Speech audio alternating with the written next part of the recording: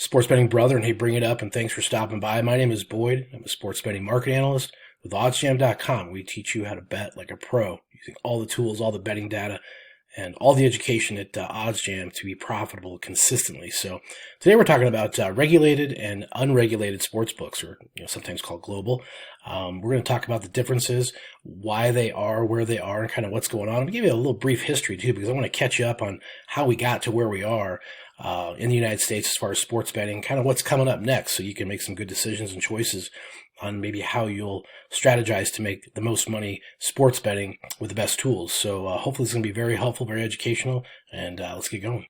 All right, guys, let's jump right into it. So the first thing we're going to talk about is regulated sportsbooks. And regulated sportsbooks are the sportsbook operations that are in the United States that have been licensed and went through all the processes of getting approved so that they can operate and function in the U.S. per state regulation. We'll get into that history coming up in a little bit of how they got where they are. But a regulated sportsbook does not like unregulated sportsbooks or global sportsbooks, because they obviously have paid a lot of money and put a lot of time and investment into functioning to operate in the United States. Now, there is access to unregulated. And unregulated sportsbooks, or global, is basically sportsbooks that are licensed and operating outside the United States.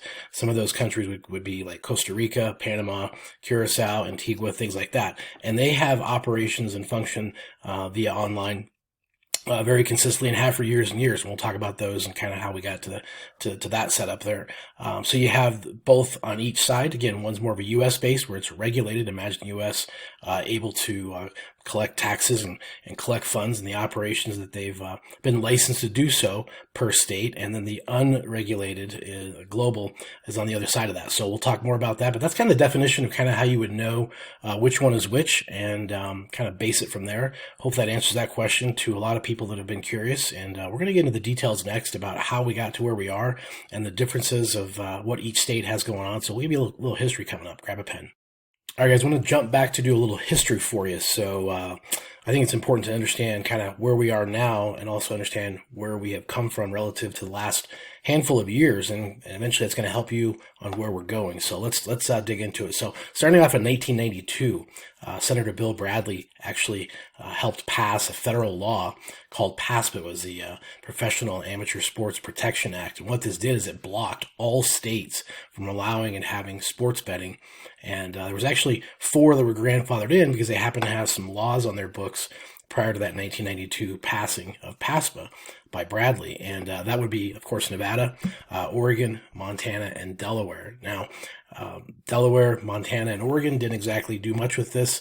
They kind of let it go stagnant. They had some lottery systems. They did some things that wasn't that very popular, so they ended up kind of just dropping it, letting it dissipate. Nevada, on the other hand, obviously took the ball and ran very, very well with it and got all their information in line to basically have a monopoly. And they did. They crushed it for years and years and years. And you can imagine they didn't want things to change. They really didn't want anything to adjust because they had a monopoly and they're doing obviously very, very well. Millions and millions and millions of dollars, billions of dollars. However, the state of New Jersey was always a big proponent to change that around. And of course, all the states didn't really care for it, but New Jersey really stood out. And in 2006, they started the process to try to turn things around. Eventually, over the course of time and many, many tries and many, many appeals and many, many different issues, Governor Christie stepped in and he got everything up to about the 1 yard line, but then his term ended in 2017. So the next governor, Murphy, stepped in and finished it out to have a Murphy versus the NCAA.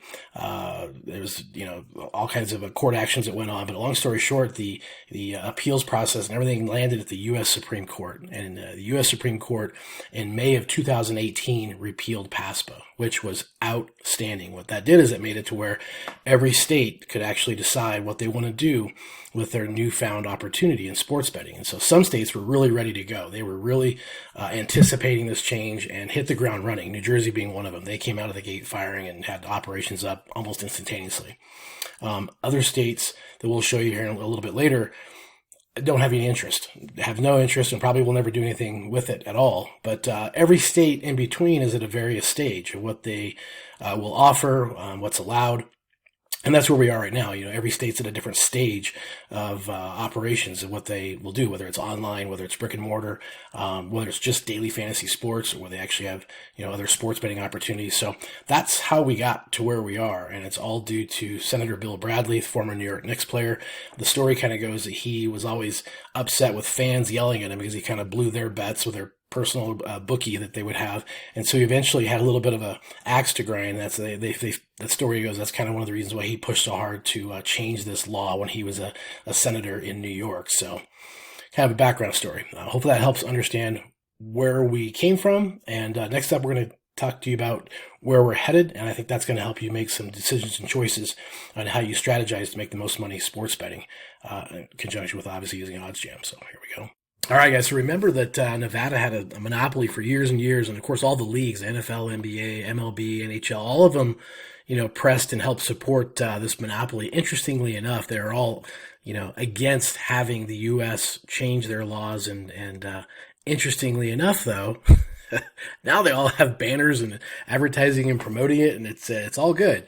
But what happened was the regulated sports books, the MGMs, the William Hills, the Caesars, all of them basically went from the monopoly to Nevada to having the regulated books kind of a big share, a large share across the United States. They really came out of that smelling like a rose and doing really, really well. So again, this is a map that shows you the color coordinates of what's happening per state, and you can kind of look it up and see what's going on in your location. Certainly the green here, the legal online, is probably the ones that have most of everything and a lot going on.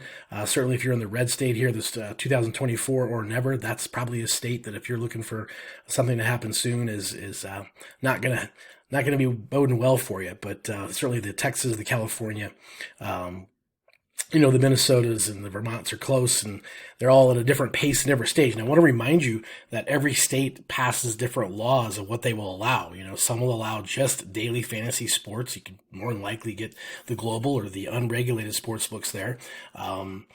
So that's something to consider and something to think about. Other states just allow DFS, or daily fantasy sports. And then, of course, some of them allow and have everything. They have all the different global, unregulated. They have the regulated. They have DFS. They have the online. That's everything. We're in Colorado, very fortunate, and have a lot to choose from. Lots going on. It's almost too much in some cases and sometimes, but the more the merrier, right? Because you have competition, and the competition helps prices, helps promos, helps the consumer, and I think it's a very good thing. So I would highly recommend you do get involved with as many outlets as you can per state, and you have choices. You have price choices, right? Can you imagine having one grocery store and one price and one product? If you don't have it at that location, you're kind of screwed. So we do recommend having as many outlets, as many signups, as many enrollments as you can, to have as many price points and choices amongst the markets and the betting markets. And so that's a big piece of advice. But we're going to talk about next to kind of finalize what you can do strategy-wise based on where you're at, so you can make the best decisions going forward to make the most money. Obviously, again, in conjunction with OddsJam, because it's all there for the data, and we'll talk about that next. All right, guys, there you go. There is regulated and the unregulated or global sports books and the differences. I remember back in 1999, the very first online sports book I opened up. Again, it was a global account that I had to actually go to Western Union and take money down to the grocery store to wire and send into the sports book. The regulated sports books make it sound like you can't, shouldn't, or it's highly illegal to wager there. But in reality, it's not illegal for them to accept new U.S. customers. And I think the main thing about the unregulated states is you just want to be aware that you're using the top rated books, the ones that have been around for quite some time, the bookmakers, the Bovadas, the betonline.ags, all of those. And if you get into some of the ones that are not, then maybe you want to rethink that. But certainly the regulated sports books do allow you some maybe closer to home customer service type situations and promos if you need to go see someone a little bit closer here in the States. But again, I can remember doing this for years and years and years, and have had good luck and good fortune by staying with all the top rated companies that are out there. But I want to tell you too, here's what we talked about is what you can do wherever you're located to make the most impact on your sports betting endeavors. So if you're in a state that just has DFS, okay, just daily fantasy sports, highly recommend you use the data with Prize Picks and Underdog and those types of companies, because OddsJam is killing it and doing so well with their data, and how you can strategize to use those sites if you just have those in your backyard. Again, data is coming from all sources. I think there's over 160 sports books that OddsJam has now that's gathering information to help you out, both regulated and unregulated. So if you're from a state that just has the global accounts, then so be it. So you can really custom design this and be profitable and participate in whatever state you're located in. And of course, you can always write to your politicians to let them know kind of where you stand and what you like to see, and try to get that support to push forward if you're in a state that is still trying to gain traction. But certainly there's been billions of dollars raised for the local communities and states, and the sportsbook operations to have and as a benefit. I don't know why states are not more of a proponent to help themselves out, to generate that kind of revenue, to help themselves, with all the different opportunities. So there you have it. There's the regulated versus unregulated or global. And again, if you have any questions, leave them down below. I'd love to hear back from you on your experiences with the different scenarios. And as always, appreciate you stopping by. Let's go make some mathematical money.